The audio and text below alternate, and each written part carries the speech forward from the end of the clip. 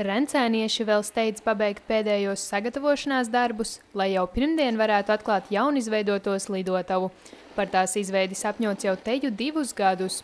Slidotava tapusi ar pašvaldības atbalstu, tomēr vislielāko iniciatīvu ledus laukuma tapšanā izrādījuši paši rencēnieši. Pārējos pagastos riņķī it kā viss kaut ko slido, kaut ko dara, pat tādu kārtīgu laukuma bortiem ir. Un mums Rencēnos tāds bija tikai depo dīķis, kur ziemas sākumā bija tāds normāls ledus, un kamēr ziema gājas beigām, tā jau viņš ieliecās uz iekšu, un tur vairs īsti paslidot nevarēja.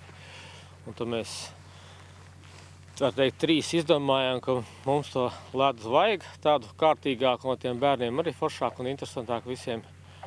Un tā mēs izdomājām, ka te mēs varētu uztaisīt. Man pašam ir 5 mazbērni, dzīvoju šajās mājās, un tur ir ļoti daudz bērnu, un ko tad ziemā bērniem jau tas ir lielākais prieks, kā ledus un ripa, hokejs. Un tāpēc mēs vienkārši salasījāmies gatis un arī to te gribam realizēt. Un esam jau panākuši savu. Vīri atzīst, ka viens no iemesliem, kāpēc ķērušies klāt pie slidotavas izveides, ir vēlme radīt tādu vidi, kurā nevien pašu bērniem, bet arī citiem būtu patīkami uzturēties. Vakaros bērniem vismaz ir ko darīt, nevis skraidīt pa centru vai kā, viņiem ir kaut kāda nodarba vismaz uz to. Ātrāk iet arī gulēt, kad ir piekuši. Ziemas prieka bērniem, ko tad viņiem vēl vairāk vajag? Un gandarījums, ka mēs varam ar gribas spēku tikai izdarīt daudzas lietas īstenībā. Nu tā, bez naudas. Ko visi saka, vajag finanses. Vajag viņas, protams, bet var arī bez. Nu kaut kādu pa minimālo, vai ne?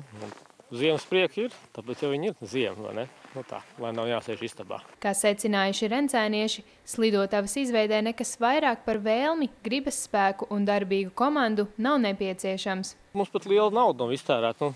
Pateicoties novads mums atbalstīja, kad ekskavātoru mēs varējām lai nolīdzinātu to apakšu.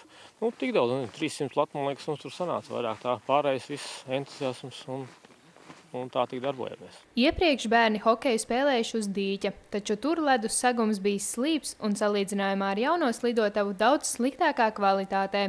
Jau tagad redzams, ka jaunizveidotajai slidotavai būs pieprasījums. Lai gan tā vēl nav oficiāli atklāta, pa laukumu jau slidinās hokeja ripas. Rencēnieši gan norāda, ka slidotavu vēl būtu nepieciešams uzlabot. Vēl vajadzētu tā kā bortus. Vispirms jau vajadzētu tā kā naudu.